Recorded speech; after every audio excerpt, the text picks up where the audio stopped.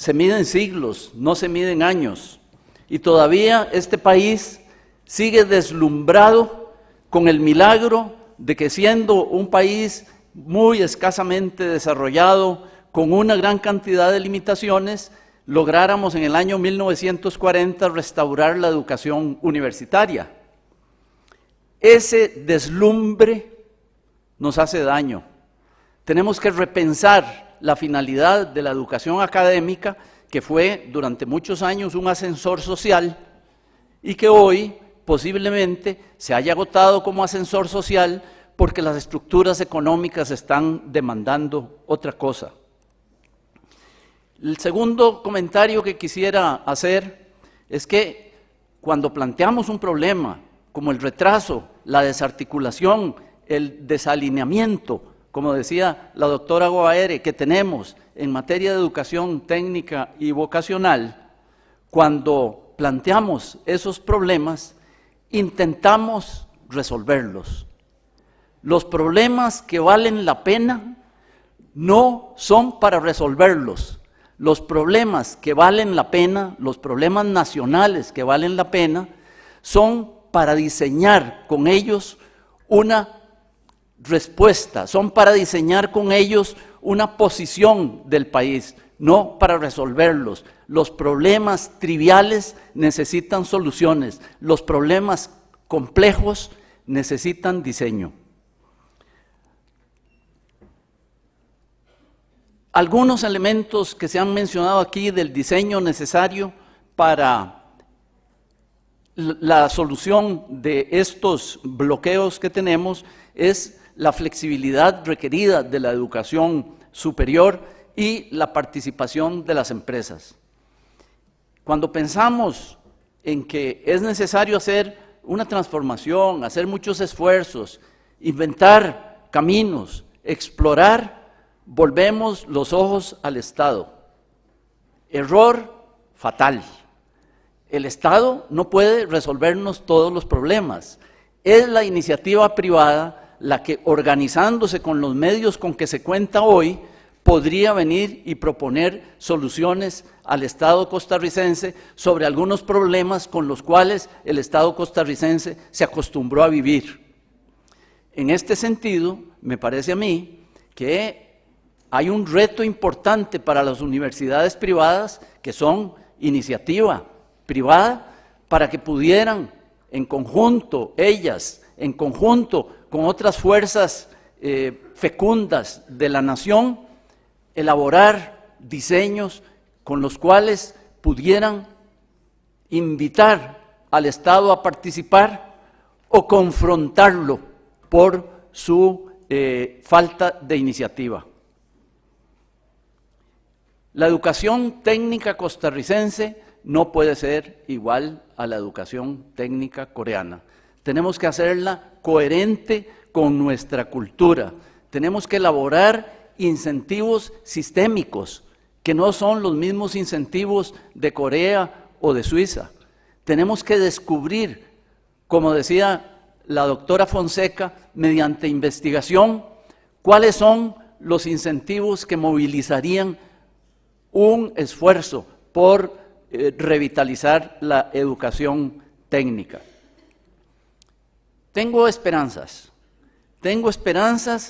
en que la intensa competencia en la que estamos metidos y que a veces en las empresas nos resulta ardua, nos resulta gravosa, esa intensa competencia está demandando dos cosas. Está demandando que en todos los niveles de la acción humana, en las empresas, en el Estado, en las empresas públicas, en las empresas académicas, se produzca una conciencia sobre la creación de valor. ¿Cuántas de las cosas que hacemos son simplemente jugar de casita? ¿Y cuántas de las cosas que hacemos tienen una posibilidad de convertirse en actividades de valor?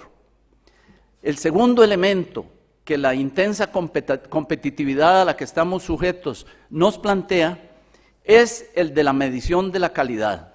Y en esto SINAES ha venido durante muchos años siendo pionero porque es importante que se mida la calidad, no solo la calidad académica, sino que es importante que se mida también la calidad productiva. En esa competitividad que a veces nos abruma, podría estar el combustible, la energía para realizar con los recursos que tenemos hoy, que son distintos, son superiores desde el punto de vista humano a los recursos que teníamos 10 años, realizar un esfuerzo por resolver este serio problema. Siempre que hablo o escucho hablar de desarrollo, desde hace muchos años que entré en contacto con el tema, me parece que tenemos que tener claro que el desarrollo económico no es simplemente un aumento de productividad. El desarrollo económico tiene que tender, para que valga la pena, tiene que tener el sentido de realización del potencial humano. En ese sentido, hago la síntesis diciendo que queremos una educación técnica que nos haga mejores productores, pero que también mejore el espíritu.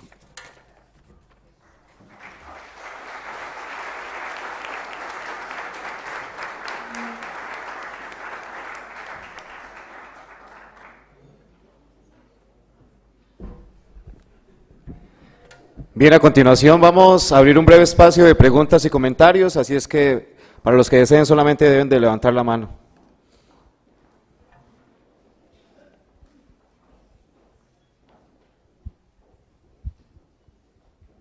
Muy buenos días. Quiero primero que todo felicitar esta iniciativa de parte de todos los asesores del Departamento de Orientación del Ministerio de Educación Pública. Quisiera hacer una pregunta a la doctora. Dentro de la exposición, ella hablaba que los procesos de orientación vocacional iniciaban desde la etapa de la secundaria. Orientación ha enfatizado mucho y hemos querido dar énfasis a que esto debe estimularse desde la primaria. En Cartago, por ejemplo, tuvimos una experiencia muy exitosa con el Corbec de Cartago, en donde se estimuló a los estudiantes de sexto grado para que visitaran a las diferentes instituciones y que fue realmente una oportunidad para que los estudiantes soñaran dentro de su proceso de orientación vocacional, dentro de ese conocimiento de sí mismo que viene a ser tan importante y que estimulamos los orientadores. Entonces, una de las propuestas, y a la doctora yo quisiera preguntarle dentro de su vasta experiencia, si ella cree que dentro de la educación primaria pudiéramos iniciar un proceso bastante fuerte. Nosotros lo tenemos representado en pocas escuelas por situación presupuestaria, pero escuchando a los expositores, la empresa también puede apoyar todos esos procesos para llevar a la orientación a los diferentes escenarios donde lamentablemente por presupuestos a veces en las escuelas no está. Entonces me gustaría escuchar si cree que es importante que la orientación vocacional la iniciemos desde las escuelas y de dónde podemos también apoyar esos recursos económicos para poder desarrollarlo. Muchas gracias. Yes. May I? Yeah, thank you very much. Your question is very, very important. In Korea, from the secondary school, the students can choose vocational high school and general high school. But you say that at the primary school, we can start the vocational education, right? In Korea, even we choose vocational high school at the middle school stage, but in a primary school, we teaching what is the job, and we teaching after the graduates how many jobs are in the labor markets, and studying and working what is importance. So we'd like to give career explorations to the earlier stage of students. That is kinds of parts of vocational education. But in Korea, we call it career education. In the career education, at the primary school level, we focus on the work value and the world of job and why people need to work. So, in the systems, the students can choose vocational high school at the middle school graduates, but reality is we start at the primary school. So, can you understand? So, I hope that your point is very important. In Korea, we know air, and in the name of career education, we're teaching the part of vocational education. Thank you. Muy buenos días. Yo soy el licenciado William Charpentier Morales y vengo a representar al primer colegio técnico profesional que hay en Costa Rica, el Colegio Técnico Profesional CIT, junto con la máster Janet Cortés. Este colegio se inauguró en San Juan de Santa Bárbara este año y debido a la demanda que ha habido, probablemente nos vamos a trasladar en abril a otro sector. Yo quisiera hablar un poco sobre la visión de la educación técnica. Me preocupa mucho cuando se dice que la educación técnica es para sacar a la gente de la pobreza, para que haya movilidad social. La educación técnica no es solo para gente pobre, ni es tampoco solo para gente que no sirve en lo académico, que no funciona el muchachito, hay que pasar a la educación técnica. La educación técnica es para todo el país. Ya el país está cansado, yo soy abogado, ya existimos demasiados abogados, ya hay muchos psicólogos, ya hay mucha gente dedicada a la parte académica y el país en general ocupa gente que se dedica a la especialidad técnica, pero no solo la gente pobre, no solo la gente de clase social baja, sino que se ocupa que todo el país, todos los estudiantes estudien tecnología independientemente de la clase social.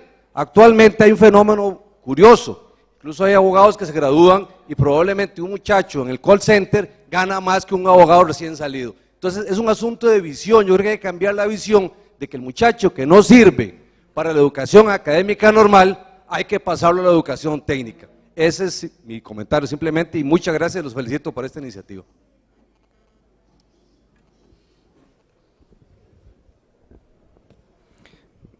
Bien, por acá tenemos otra pregunta, comentario. Si el señor me levanta la mano, por favor.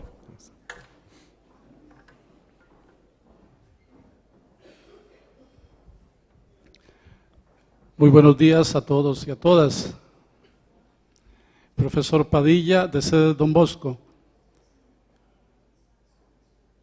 Tengo una preocupación y es que creo que repetimos y repetimos y repetimos diagnósticos.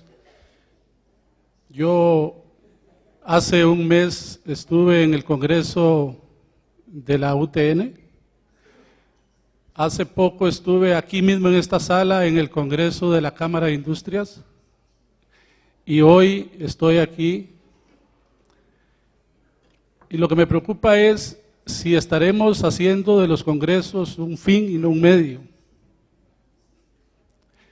Yo pienso que la educación de un país debe ser política de Estado. La Cámara de Industrias trata de resolver el problema de la educación solos. El ministro de Educación o el presidente de la República en 4 años trata de resolver el problema de la educación solo, igual las universidades. Yo siempre he creído que ¿por qué no damos ese paso? Y que este Congreso, en las conclusiones, se preocupe por hacer llegar ideas a los que tienen la decisión política. Hay que hacer ese traslado de los que sabemos lo que está pasando hacia los que tienen el poder y la decisión política, que a veces no necesariamente saben lo que está pasando. Todo mi comentario, y quería dejarlo para el final de mañana, Pero yo digo, si yo puedo aportar de que el Congreso se mueva en esta temática, de que realmente ya nos pongamos a sacar conclusiones y lleguemos a decirle al país que por qué no hacemos un grupo, no le llamemos notables porque está muy deteriorado el término, pero por qué no un grupo que represente a todos los sectores del país y obedecer también y aceptar lo que ese grupo que represente a todos los sectores del país decida como política de Estado en la educación. Yo creo que Corea lo que tiene es política de Estado. Y hay alineamientos donde dicen, de aquí a 20 años vamos por aquí y nadie nos va a sacar de ahí. Pero aquí tomamos decisiones y decimos, en 25 años Costa Rica va a hacer esto, y a los 4 años a alguien se le antoja decir que no, que nos devolvamos y nos vayamos por otro lado. Entonces yo creo que estos congresos, el objetivo primordial, y yo abogo por eso, es que demos un golpe ya y pasemos a proponer soluciones y empecemos a dar ese primer paso de los 10 kilómetros que hace poquito nos hablaban. Muchas gracias. Bien, muchas gracias. ¿Alguna otra pregunta o comentario?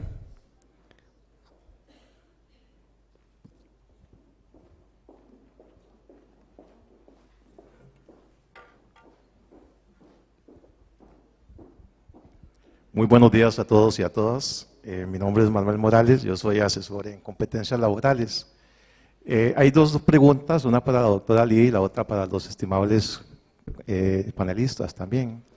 La primera es en el sentido de, por las enseñanzas, el compartir con un modelo como el de Corea es definitivamente una parte muy importante para poder comprender lo que nosotros podíamos también alcanzar.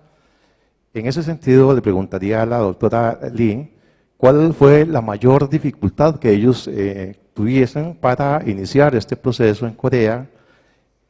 ¿Cuál fue su mayor fortaleza para lograrlo? ¿Y cuál es el consejo de amigos que nos daría a nosotros en Costa Rica para emprender con mucho más fuerza, ¿verdad?, estos cambios que hay que realizar?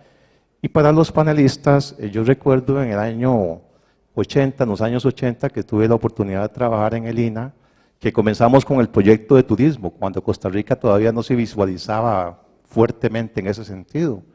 Y precisamente lo que decía el compañero que me antecedió, nosotros reunimos a los empresarios, a la gente que tenía interés, hicimos un congreso, simplemente una reunión de trabajo, desarrollamos un diagnóstico muy sencillo de cuáles eran las prioridades en la formación de la gente, y el INA tomó fuerza, liderazgo y aún lo mantiene.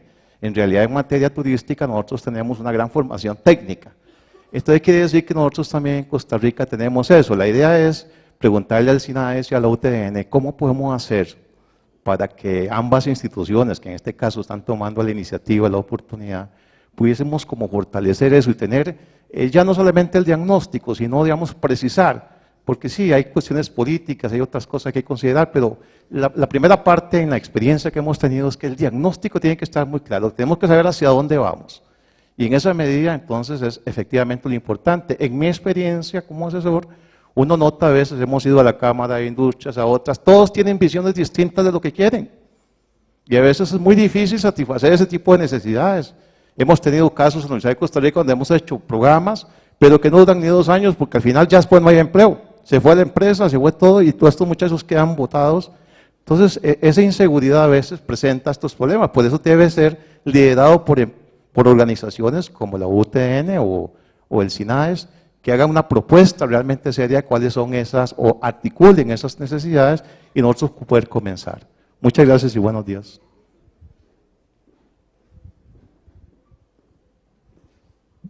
May I first? Thank you for the questions.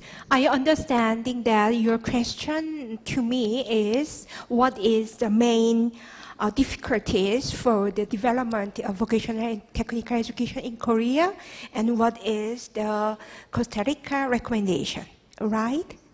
Yes. You know, as I present before, there is many difficulties and challenges in Korea, but the most important challenges or difficulties is industry involvement in training and vocational schools. You know, because industry, they only count their profit, the money is important.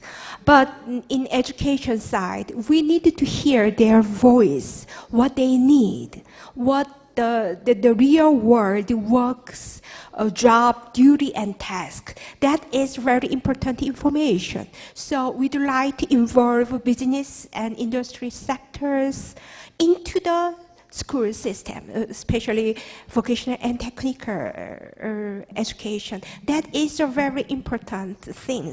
So I would like to give the Costa Rica recommendation. Let's talk much communication with industry and business sector and articulation with school and industry. That is very important. After mutual develop the respect, after then, the technical education can be developed more and more because you need to design curriculum and textbooks and training teachers. If you listen and involve business and industries persons into the school system, you will solve the problem. Thank you.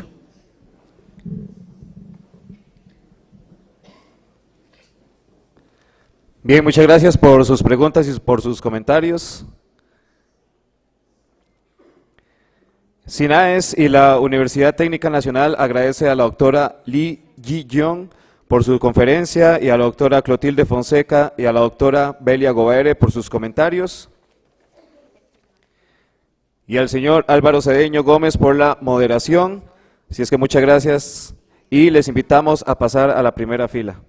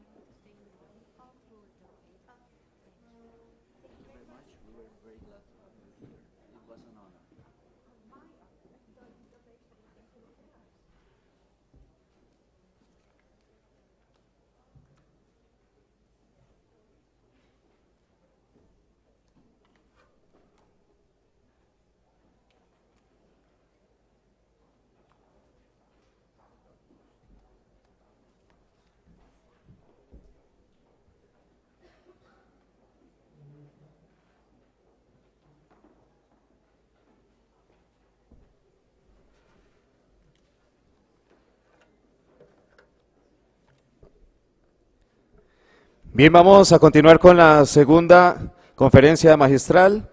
Invitamos al podio al señor Álvaro Ramírez, especialista en desarrollo de empresas y formación profesional de la Organización Internacional del Trabajo.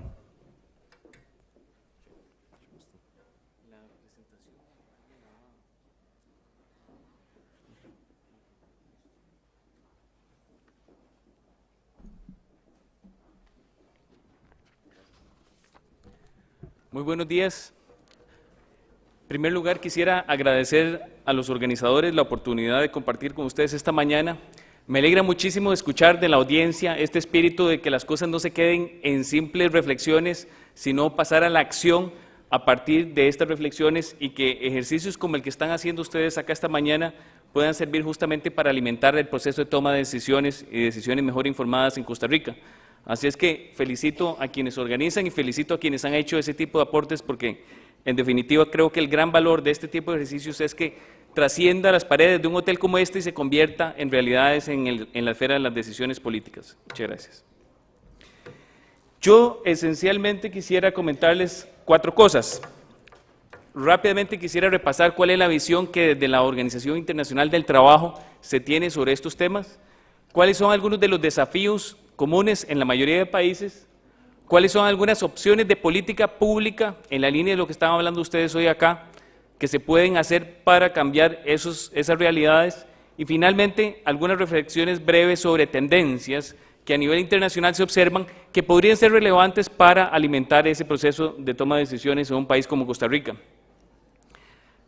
En primer término, en materia de edición, en la OIT estamos muy convencidos de que el tema de la educación, la formación profesional y el aprendizaje permanente son pilares importantes no solo para la productividad en la empresa, sino para la empleabilidad del trabajador. Y en esto, alguno de ustedes ahora hacía el comentario, y creo que es muy relevante, de para qué es la formación y para qué es el proceso de la educación técnica, y en realidad muchas veces se mira esto solo de un lado, una cara de la moneda, que es cómo impacta esto la capacidad de una empresa de competir en mercados abiertos, pero también es muy importante entender el impacto de la formación, de la educación, para las oportunidades de las personas de acceder a mejores empleos, y también no solo para el empleo, sino, y la otra dimensión muy importante de la formación en la OIT, es el rol que tiene para el desarrollo personal, el acceso a la cultura y a la ciudadanía activa.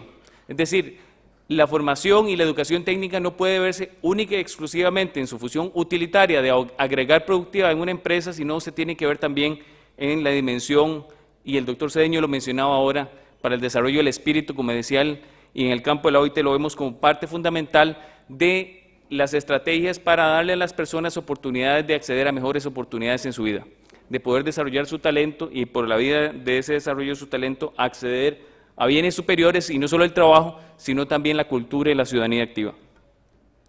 En términos de algunos de los desafíos, que son desafíos comunes en la mayoría de países, y acá no quisiera entrar en repetir mucho de lo que ya ustedes han estado discutiendo esta mañana, pero para hacer una lista rápida de cuáles son los desafíos típicos que nos encontramos en los países. Uno es este desencuentro entre la oferta y la demanda, que es el típico. ¿Por qué no la oferta y la demanda se encuentran? Esas son causas que hay que analizar en cada contexto, en cada país, pero que es en definitiva uno de los problemas normales. El otro es la insuficiente participación de empleadores y trabajadores en las decisiones que tienen que ver con la educación técnica y la formación profesional. Los temas de calidad y pertinencia, que son también temas comunes.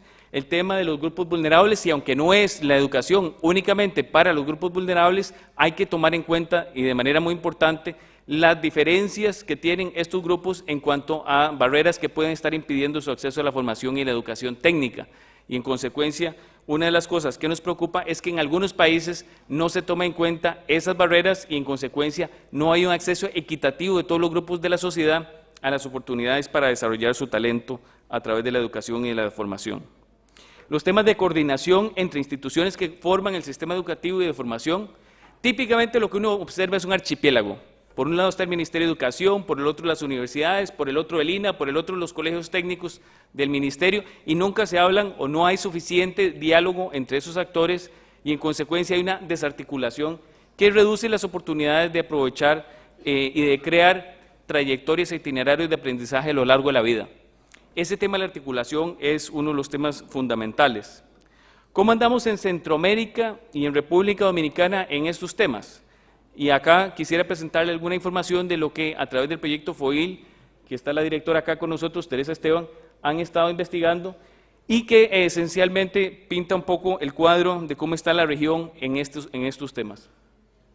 En términos de matrícula, estos son los países. El primero que aparece acá es el INA. En esta línea, estas son la evolución de las matrículas del INA hasta el año 2011. El segundo es El Salvador, el INSAFOR de El Salvador, el INTECAP de Guatemala, el INFOP de Honduras, el INATEC de Nicaragua, el INADE de Panamá y el Infotep de República Dominicana. En la mayoría de países estas matrículas, en el caso por ejemplo de Costa Rica, oscilan por encima de 300,000 personas, 300,000 matrículas, que no son igual a 300,000 personas. Por lo general estas 300,000 matrículas estaban asociadas con 130,000 personas, si mal no recuerdo. Pero en este tema de la formación hay países que tienen, como Panamá, un nivel de desarrollo económico importante y ha logrado tasas de crecimiento muy importantes, sin embargo, claramente no es un país que esté haciendo el suficiente esfuerzo para lograr formar el talento humano para sostener esas tasas de crecimiento futuro. En términos de los recursos que se invierten para formar a estas personas que se matriculan, estos son los niveles que se observan en Centroamérica. En el año 2013, el INA tenía un presupuesto que rondaba los 145 millones de dólares. El resto de instituciones estaban muy por debajo del INA, andan por 30, 40 millones de dólares en la mayoría de los casos. Y sin embargo, no deja de ser llamativo, y aunque la oferta formativa es distinta, que en cuanto a matrículas, a pesar de tener bastantes más recursos, andan en niveles muy similares a otros países con bastantes menos recursos. En términos de la oferta por servicios, hay una gran concentración en el sector comercio y servicios en casi todos los países, con excepción de República Dominicana, en donde la concentración está más en el sector industrial. Y una de las preguntas que uno se puede hacer es si realmente esta definición o esta estructura de la oferta corresponde a alguna estrategia país o a alguna priorización de sectores que el país ha hecho, y si hay un alineamiento entre estas apuestas país en términos de inversión y de desarrollo económico con la oferta formativa y la estructura de esa oferta en los países. En términos de género, que es una de las dimensiones que a la OIT le interesa mucho, en términos de género la región ha avanzado muchísimo. Esta parte de aquí arriba son las mujeres, la parte de abajo son los hombres, y en esencia en la mayoría de los países lo que uno observa es que la participación de mujeres en las matrículas de la formación técnica o vocacional profesional en la región, en la mayoría de las mujeres ya son más del 50%, con excepción del caso del INTECAP de Guatemala. Pero ha habido una creciente participación de la mujer en la formación profesional, y a pesar de que se mantienen brechas importantes y segmentación en ciertas carreras, ha habido un avance significativo. En términos de políticas, ¿qué es lo que se recomienda o qué son los elementos que normalmente se sugiere que los países tomen en cuenta a la hora de definir sus políticas en el campo de la formación y de la educación técnica? La OIT estuvo colaborando el año pasado a raíz de la crisis del empleo con el grupo del G20. En el marco del G20 se decidió y se estableció una estrategia en los temas de formación que esencialmente incluyen un conjunto de elementos que quisiera comentar ahora, que son los elementos que desde los países del G20 consideran prioritarios para la atención del reto, sobre todo el acceso de los jóvenes al empleo.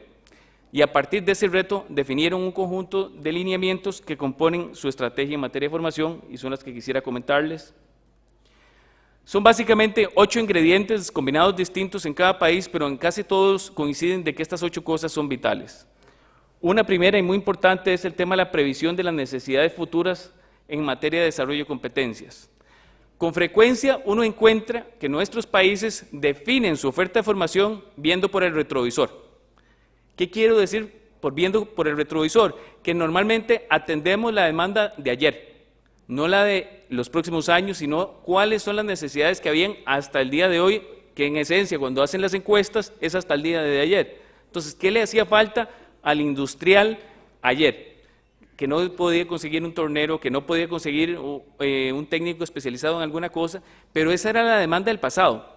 Y con base en las demandas del pasado diseñamos la oferta de formación. Y al hacerlo así, por lo general hay un rezago importante entre la oferta de formación y las necesidades del mercado. Y esta es una de las razones que explican la famosa discrepancia entre la oferta y la demanda, porque la oferta siempre va atrás de la demanda y no adelante. Y eso tiene consecuencias también en el ritmo de adaptación o de innovación y de capacidad de absorción de nuevas tecnologías, porque estamos formando en las tecnologías de ayer, no estamos formando pensando en las tecnologías que vienen. Y esa es una diferencia muy significativa que afecta evidentemente la pertinencia de lo que se ofrece en términos de la oferta de educación y de formación. Lo otro es el tema de la participación de los actores sociales, y aquí no solo los empresarios, sino la voz de los trabajadores es importante que se incorporen en las discusiones sobre lo que es la oferta formativa y la manera en que se abordan estos temas. Una cosa típica en casi todos los países a los que les va bien es el enfoque sectorial. Esa es una de las formas más eficaces para acercar la oferta y la demanda. El poder trabajar con enfoques sectoriales típicamente permite generar información de mucho más calidad, con mucho más precisión, sobre cuáles son las competencias que se necesitan en los distintos sectores y generar un involucramiento de los sectores en el diseño y en la ejecución de las políticas de formación.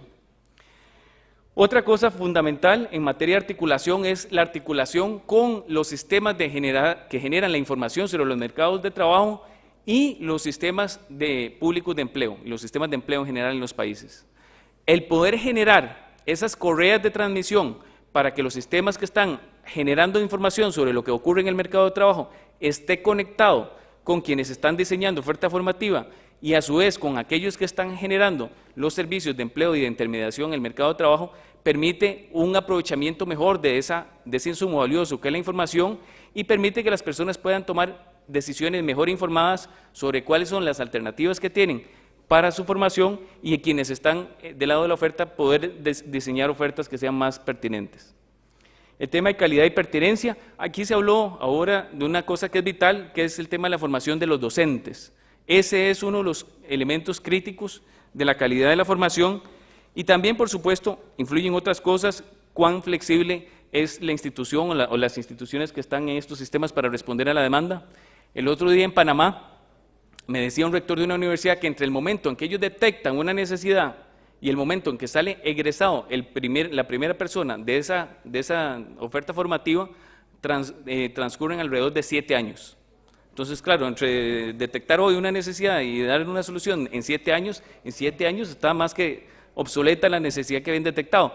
Entonces hay un tema muy importante en términos de flexibilidad para garantizar calidad, el tema de la evaluación, que creo que se hablaba ahora y me parece que Belia lo tocó, que es fundamental para garantizar calidad. Y una cosa muy importante es llevar la formación al lugar de trabajo. Aquí se habló ahora de la formación dual, la formación en alternancia, son fundamentales porque no solo garantizan un mejor alineamiento entre la oferta y la demanda, sino la empleabilidad de las personas que cursan por ese tipo de programas es muchísimo más alta.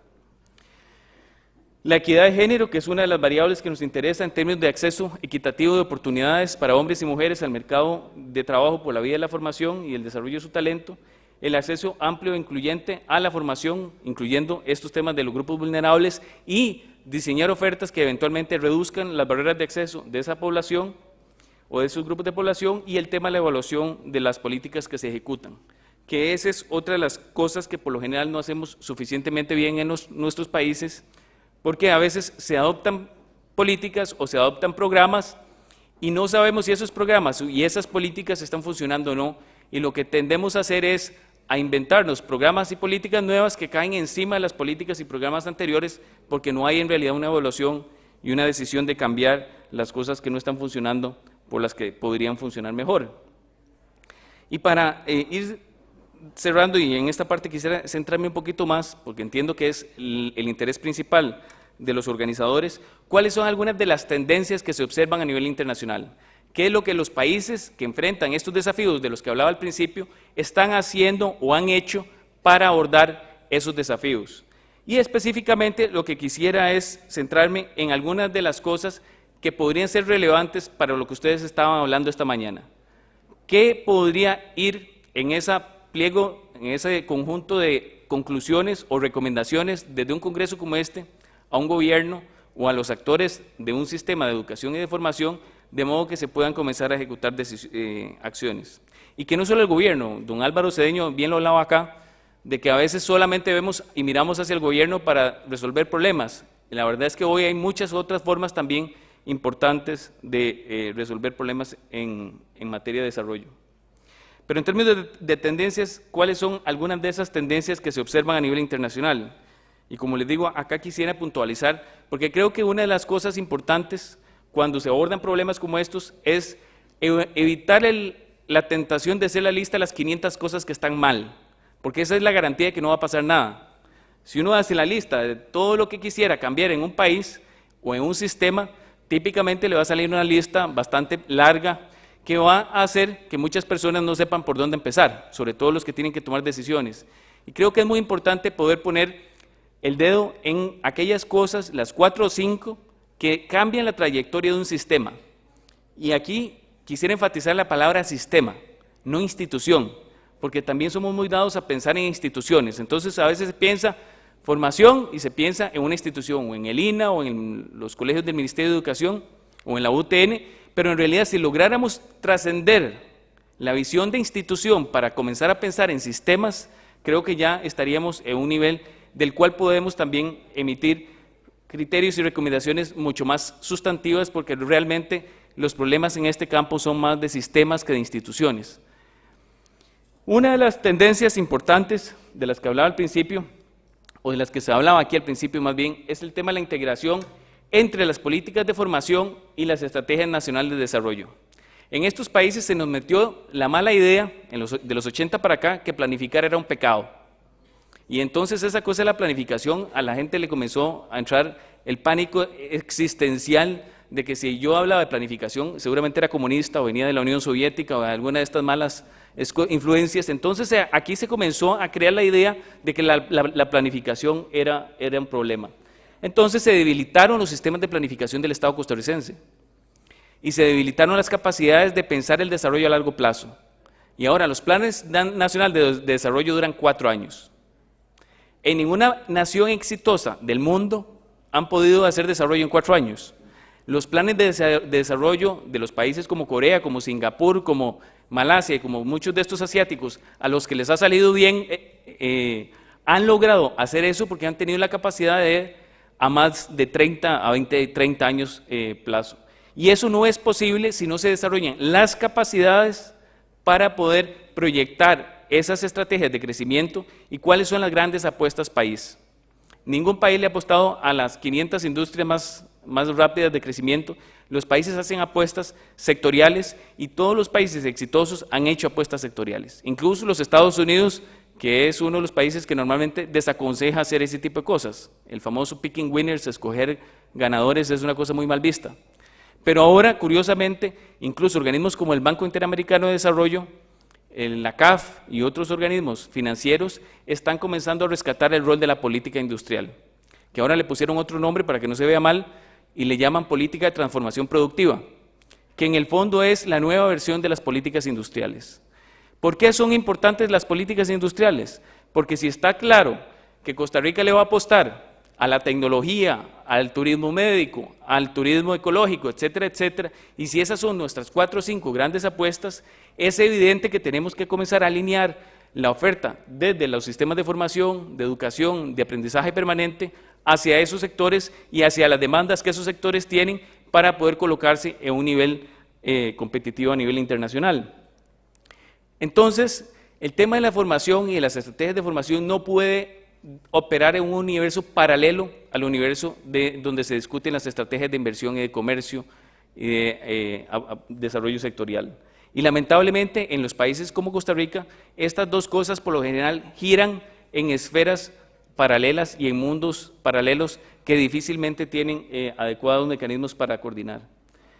Países, por ejemplo, como Brasil, es uno de los países que ha desarrollado un sistema para identificar las grandes apuestas país, han identificado las industrias en las que ellos quieren ser líderes en los próximos 20 años y a partir de esa identificación comienzan a alinear la política de formación, la política de financiamiento, la política de infraestructura y muchas de las otras políticas alrededor de unas apuestas país que están debidamente planificadas.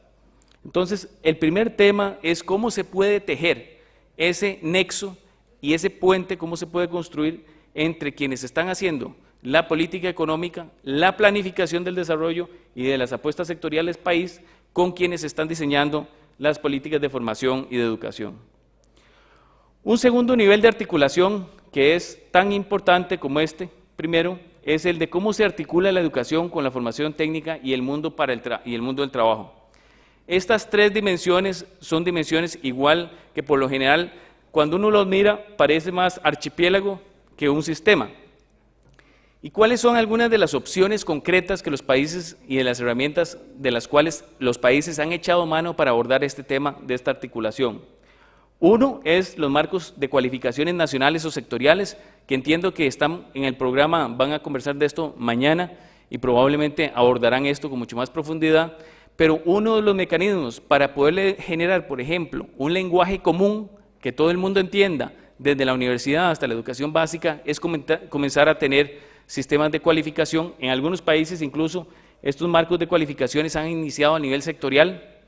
Chile, por ejemplo, desarrolló un marco sectorial en la minería Y después, este año, desarrollaron un marco nacional de cualificaciones y ese marco nacional de cualificaciones se nutre y se alimenta de esos marcos de cualificaciones sectoriales y de los consejos sectoriales que Chile está creando para poblar el marco nacional de cualificaciones y alinear estos temas.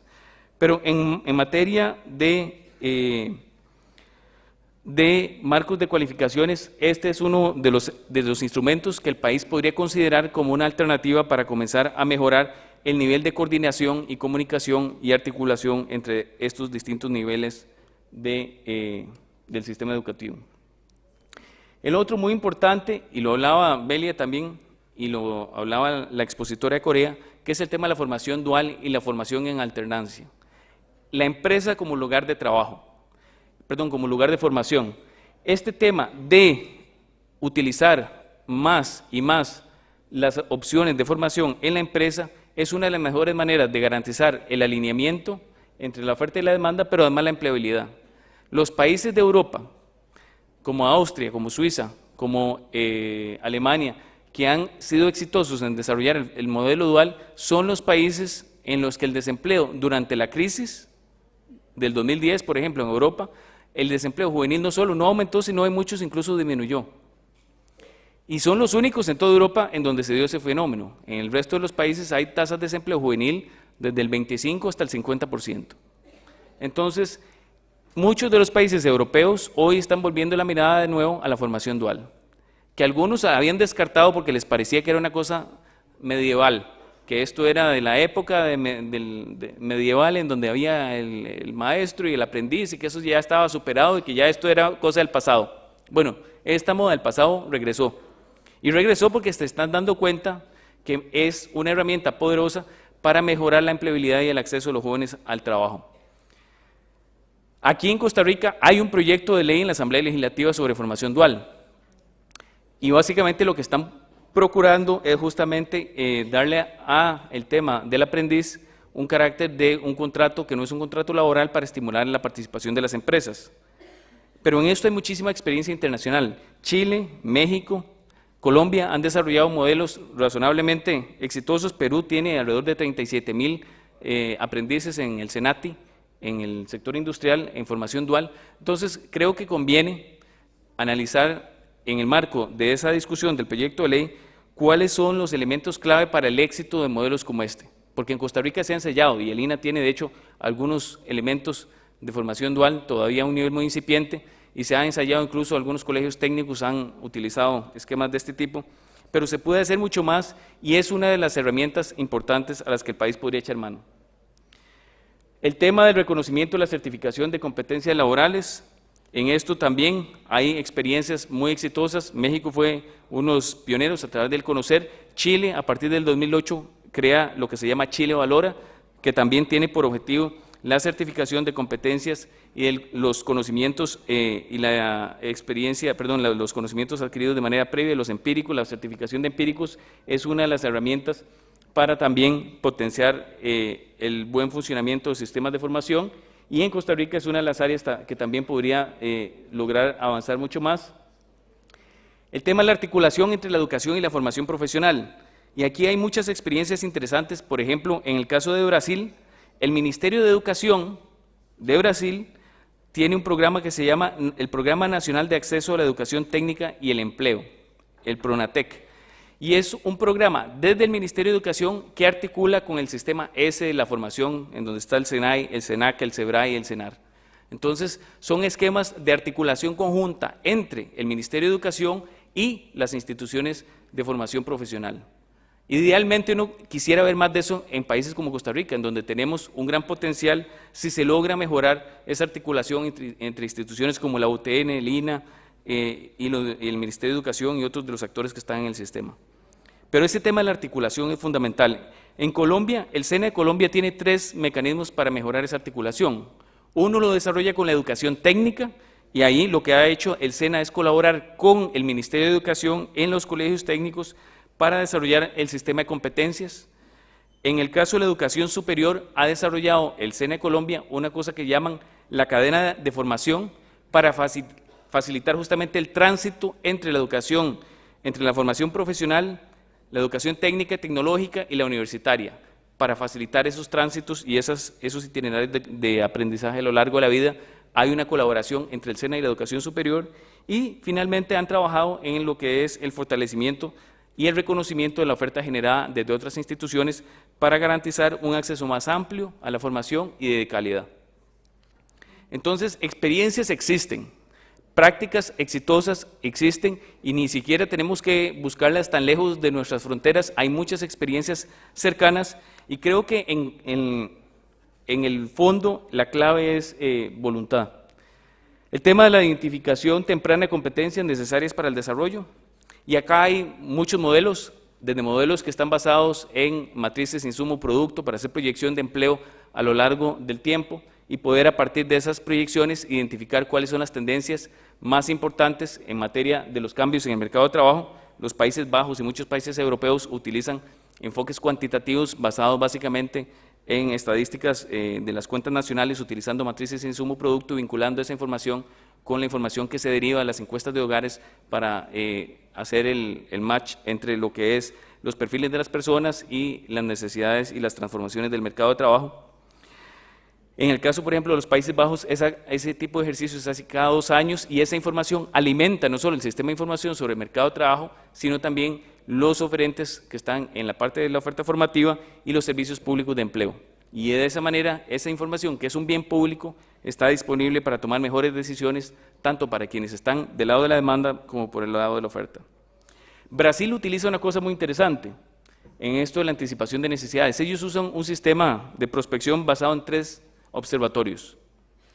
El primer observatorio es un observatorio de tipo tecnológico, y en esencia lo que el observatorio tecnológico hace es identificar cuáles son los cambios en las tecnologías emergentes específicas que tendrán un grado de difusión de hasta el 70% en un plazo de 5 a 10 años.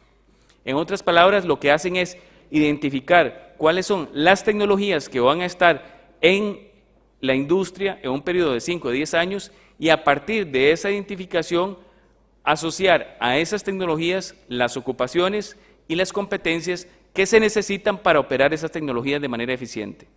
¿Cuál es la ventaja de eso?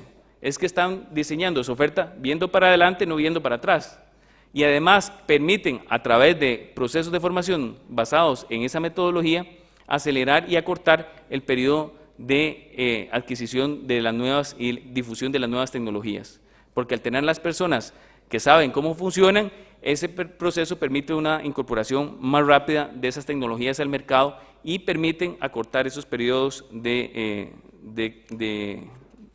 adaptación y de incorporación de nuevas tecnologías. El segundo observatorio es un observatorio ocupacional, ya no tecnológico, sino ocupacional. Y ese observatorio lo que hace en esencia es analizar las tendencias de las ocupaciones específicas a lo largo del tiempo y proyectar la demanda de las distintas ocupaciones, incluyendo un análisis de cuáles son ocupaciones emergentes. Ayer estaba en el Consejo de Salarios y me decían que en la lista de perfiles que tienen el Consejo de Salarios de Costa Rica, ahí están, por ejemplo, uno de los perfiles es carboneros, pero no hay muchas de las nuevas ocupaciones de la gente que está en los canopies y toda esta parte del turismo y la industria verde. De eso no se tiene, porque las ocupaciones cambiaron. Pero todavía tenemos una lista, un librito de perfiles ocupacionales de hace 14 años. Entonces, claro, si nos dedicamos a manejar por el retrovisor, es altamente probable que terminemos en algún poste, en algún lugar en el futuro cercano. Esa parte de manejar por el retrovisor es una pésima práctica.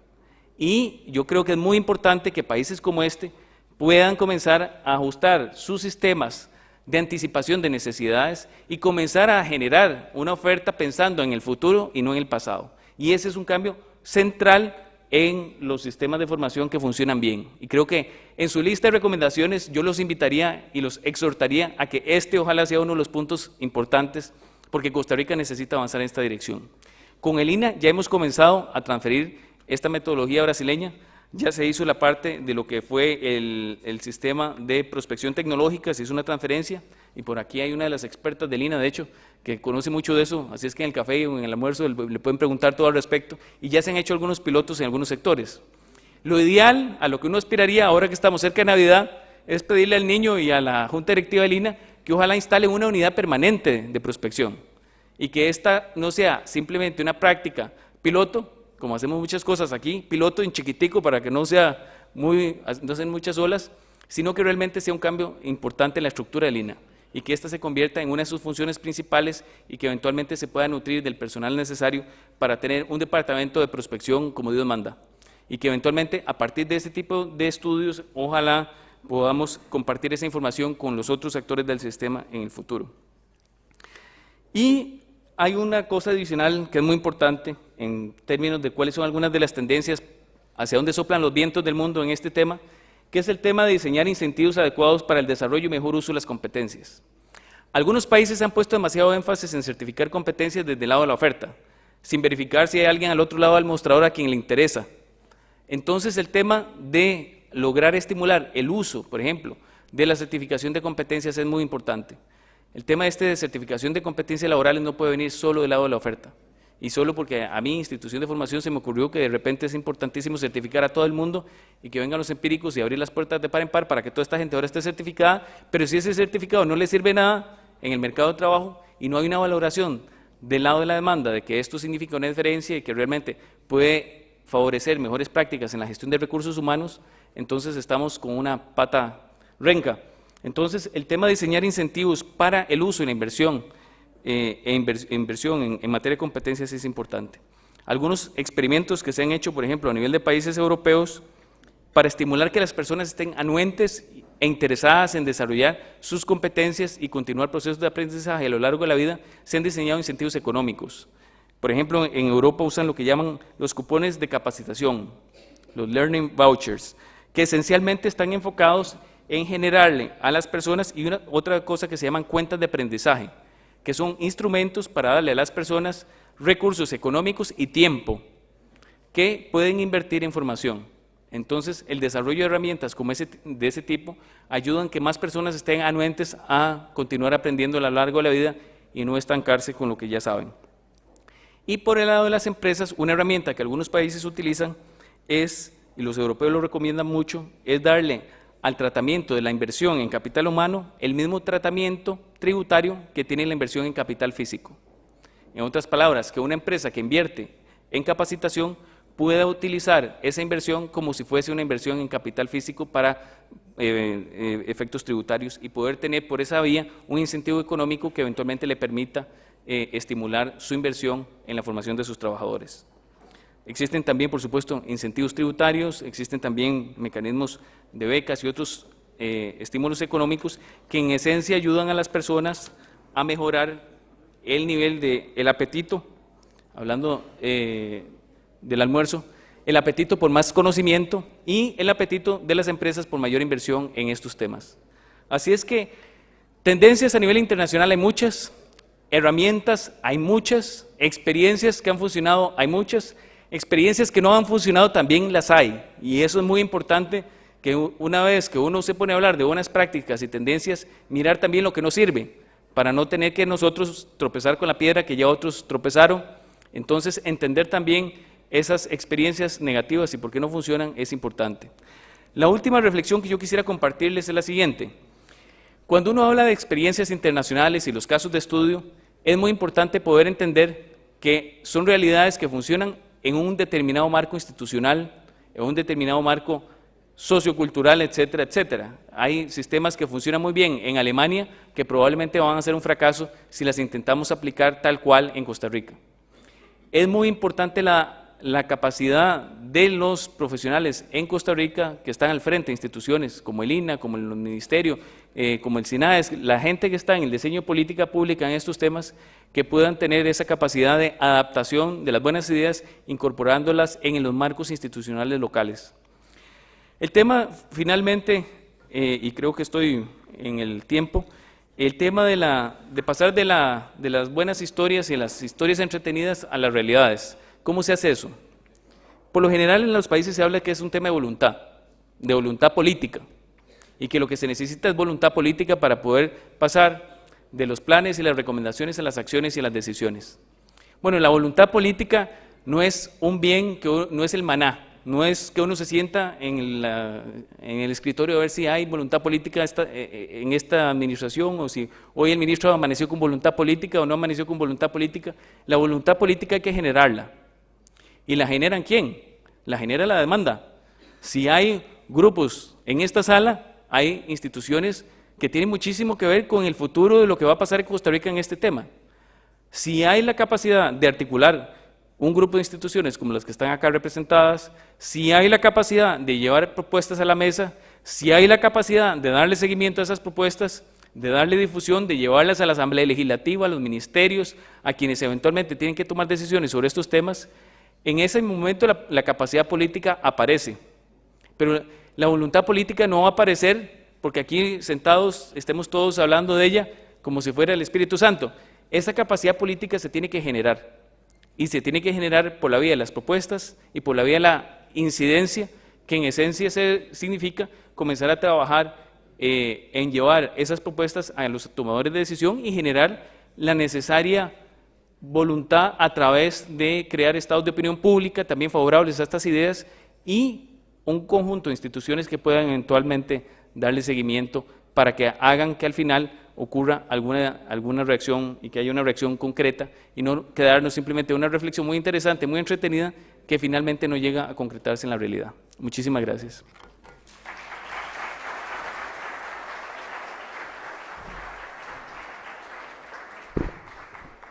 Bien, muchísimas gracias al señor Álvaro Ramírez.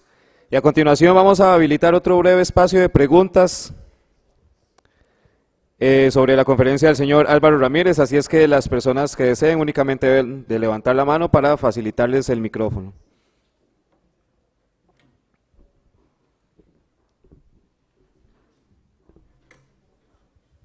Por allá tenemos, allá el señor, a ver si me levanta la mano para que lo vean, por favor.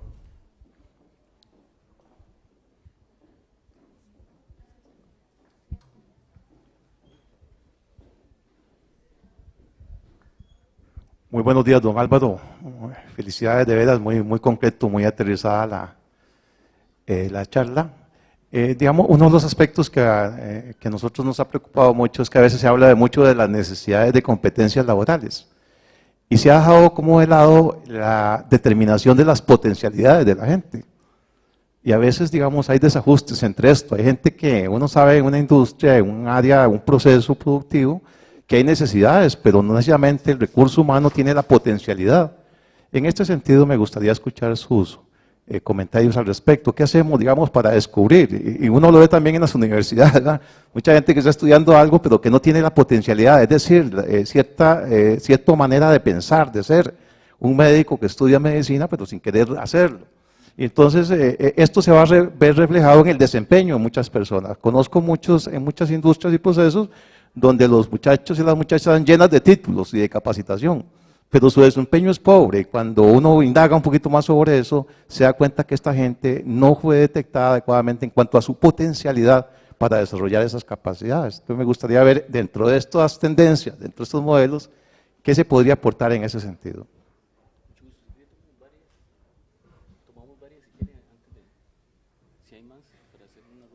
Ok, dice don Álvaro que si alguien más tiene una pregunta, para él anotar varias preguntas y después responderlas todas seguidas. Por allá atrás tenemos otra pregunta.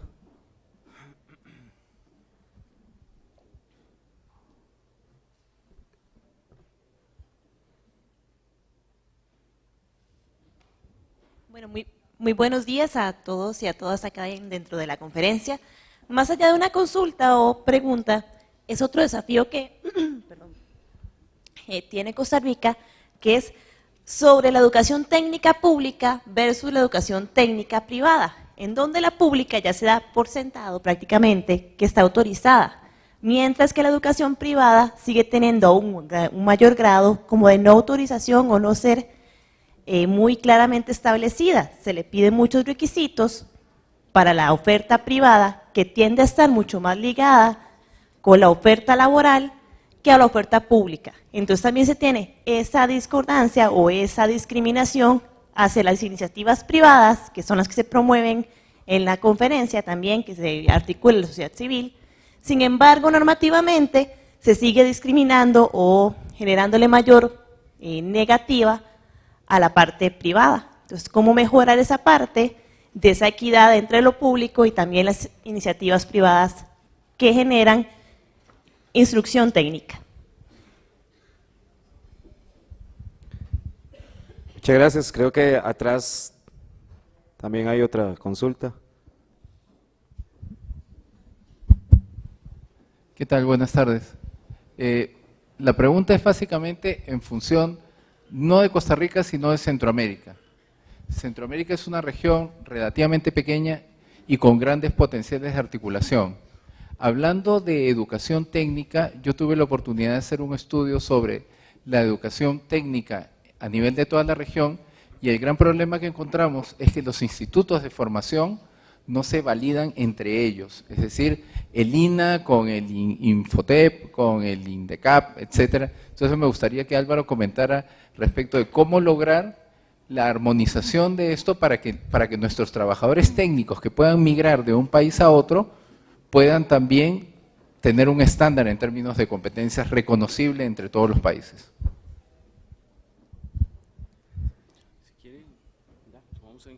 Tal vez para darle respuesta vamos a tomar estas tres inicialmente. Si hubiera algo, después con mucho gusto. El tema de las potencialidades de las personas, en efecto, ese es un tema que me parece central también, porque muchas veces se ve esto solo del lado de las competencias. Pero, sin embargo, hay dos cosas que hemos visto, por ejemplo, en algunos países que están abordando este tipo de temas. En Panamá estamos trabajando muy fuertemente ahorita, porque justamente Panamá se encontró esta dificultad de que se quedó sin personas calificadas con una economía que está creciendo a tasas promedio del 8% en la última década. Y una de las razones es justamente este desalineamiento entre la oferta y la demanda. Y en el tema de las potencialidades de las personas hay varias cosas muy interesantes.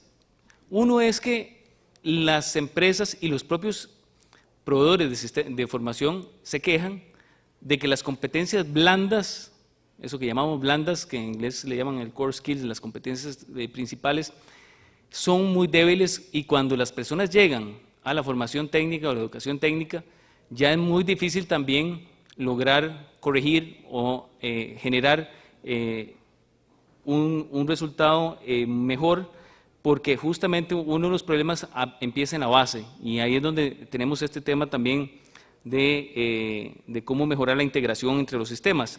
Pero el otro tema que habló también uno de los participantes en la mañana, el tema de la orientación vocacional, que en estos países nuestros es bastante limitada, y la dificultad de que las personas salen, incluso en los sistemas nuestros de la educación pública, yo no sé qué tanto ha cambiado, pero cuando yo me gradué, hace rato, yo no tuve que tomar una sola decisión en mi vida por 12 años.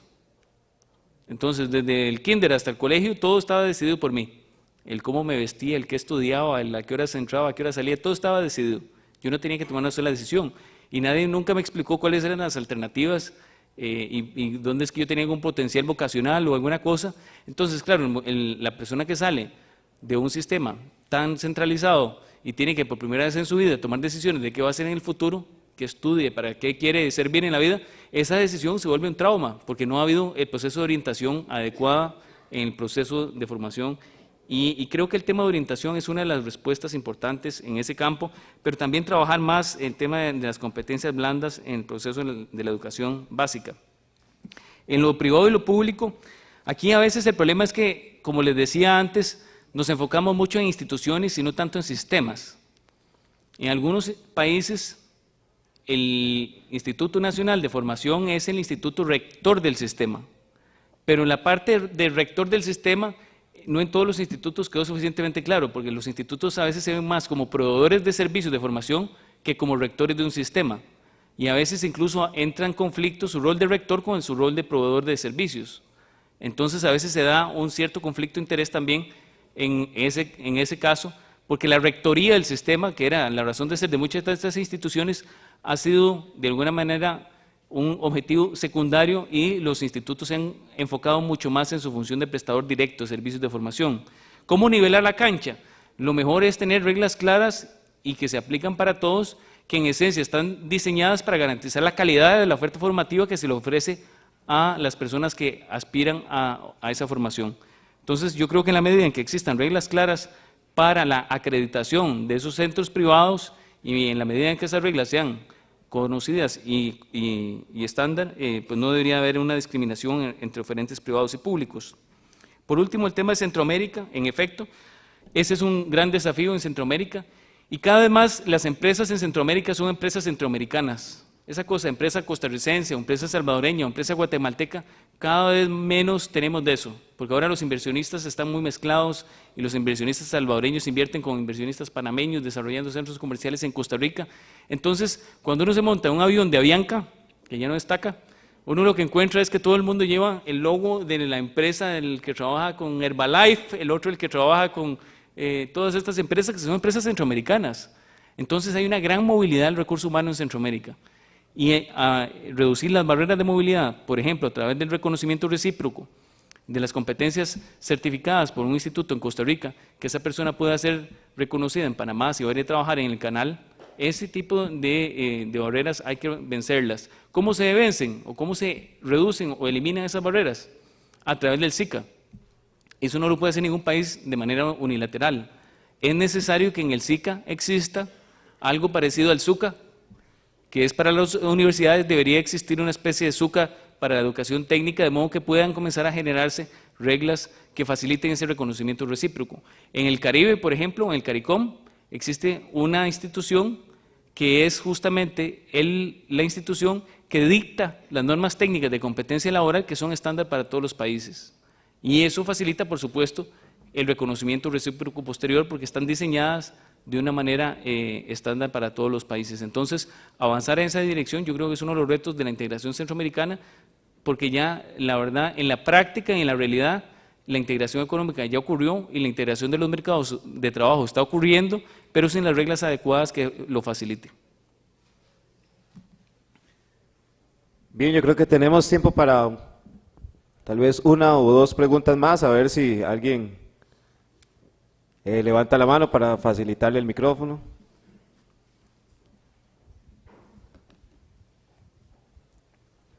Si alguien tiene un comentario o otra pregunta.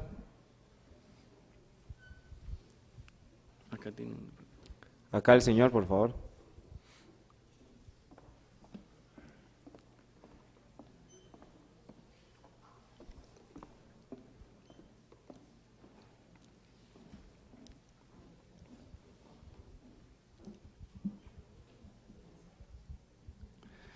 Don Álvaro, hemos escuchado muchísimos casos de éxito de otros países.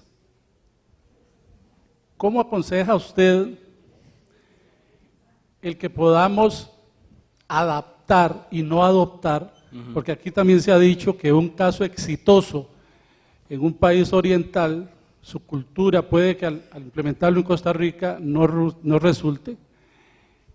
¿Cómo hacer para que dejemos de adoptar y pasar a adaptar, a pasar por una interfase ahí donde entremos y lo hagamos al estilo nuestro y le saquemos el mismo éxito que ha resultado en Brasil, México, en otro país? ¿Qué aconseja usted?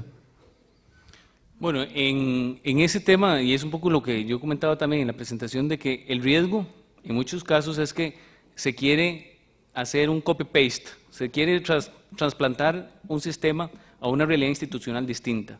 Y con mucha frecuencia eso no termina bien. Son historias que por lo general generan resultados no óptimos en el sentido de que las instituciones tienen una historia y hay detrás de esas instituciones también un capital de conocimiento de personas, de sistemas que no se pueden borrar de la noche a la mañana para introducir y trasplantar una institucionalidad totalmente distinta con modelos de organización diferentes que requieren probablemente competencias de las personas que están en esas instituciones que también son distintas.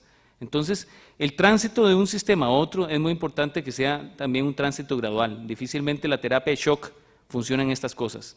Yo creo que lo mejor en esto de la adaptación es pensar en que la adaptación es una adaptación que tiene un cierto elemento de gradualidad para poder ir haciendo los ajustes y los acomodos institucionales necesarios para hacer funcionar sistemas distintos. Creo que también es muy importante el conocimiento de quienes están diseñando esas políticas y esos programas, en el sentido de que esas personas que están a cargo y tienen bajo la responsabilidad en la tarea de la adaptación, tienen que ser personas que ojalá conozcan muy bien no solo la experiencia a adaptar, sino la realidad institucional local. Porque a veces traemos operadores externos que intentan implantar un modelo sin conocer la realidad institucional local. Entonces a veces se trae un asesor de otro país para que diseñe el sistema de formación dual y lo aplique a rajatabla, y las consecuencias son bastante difíciles son bastante poco promisorias porque justamente no tienen conocimiento de la realidad nacional. Entonces, cuando se hace una importación con personas de otro país que no conoce el marco institucional local, las cosas no salen tan bien. Y por último, una cosa que es fundamental, que no hacemos suficiente, que es evaluar. Entonces, no basta con traer y poner a funcionar un sistema acá, hay que medir y tener indicadores de qué es éxito, qué es lo que definimos por éxito en la aplicación o en la adaptación de un modelo nuevo, y poder tener los indicadores que nos permitan generar alertas tempranas de cuando algo no está funcionando para hacer la corrección. Porque aquí a veces tenemos la mala costumbre de importar y lo ponemos a funcionar y nunca nos preocupamos por medir si realmente está funcionando, si no está funcionando, si está cumpliendo las expectativas de lo que había cuando se importó esa idea o ese modelo. Yo creo que lo mejor es eso, adaptar más que adoptar. Y la adaptación pasa por un proceso de agregación de valor de aquellas personas que tienen el conocimiento local y que pueden incorporar esos elementos exitosos, pero tomando en cuenta la realidad institucional propia, de modo que al final se pueda hacer un híbrido que funciona. Sí. Respecto a la... juega todo esto, la virtualización. O sea, ¿en qué medida puede ampliar, puede apurar estos procesos de atención temprana, etcétera? Sí. Bueno, el tema, por ejemplo, del uso de tecnologías nuevas de información y comunicación es una poderosísima herramienta, no solo para el tema de detectar necesidades, sino incluso de la difusión de la información. Y, por supuesto, para ampliar la cobertura también de la formación. Hay países que están utilizando con mucho éxito toda esta cosa que llaman ahora las academias virtuales y otras formas de modalidades de enseñanza que eventualmente, por un lado, abren el abanico de opciones para personas, incluso grupos en donde en otras circunstancias sería difícil que accedan a los sistemas de formación. Esto abre puertas nuevas y ventanas nuevas para esos grupos. Pero por el lado de difusión de información, incluso para la orientación de las personas en cuanto a qué voy a estudiar, en cuanto a cuáles son las opciones que el mercado realmente ofrece, en cuanto a cuáles son las mejores ofertas de formación que están disponibles, se pueden potenciar muchísimo el uso de las TICs para poder lograr ese objetivo. Y algunos países lo están haciendo mejor que otros. Algunos se han complicado demasiado y están gastando una fortuna en tecnología que no siempre necesariamente es la manera más costo efectiva de lograr ciertos objetivos. Pero hay otros que han logrado ese balance para utilizar la tecnología con varios fines. Uno es extender la oferta de manera bastante exitosa, y la otra, mejorar la difusión de información para que las personas puedan tomar decisiones mejor informadas, tanto de qué estudian, dónde estudian y cuáles son las alternativas que el mercado ofrece. Bien, muchísimas gracias por sus preguntas y por sus comentarios. Y muchas gracias a don Álvaro Ramírez. A ver si le regalamos un fuerte aplauso, por favor.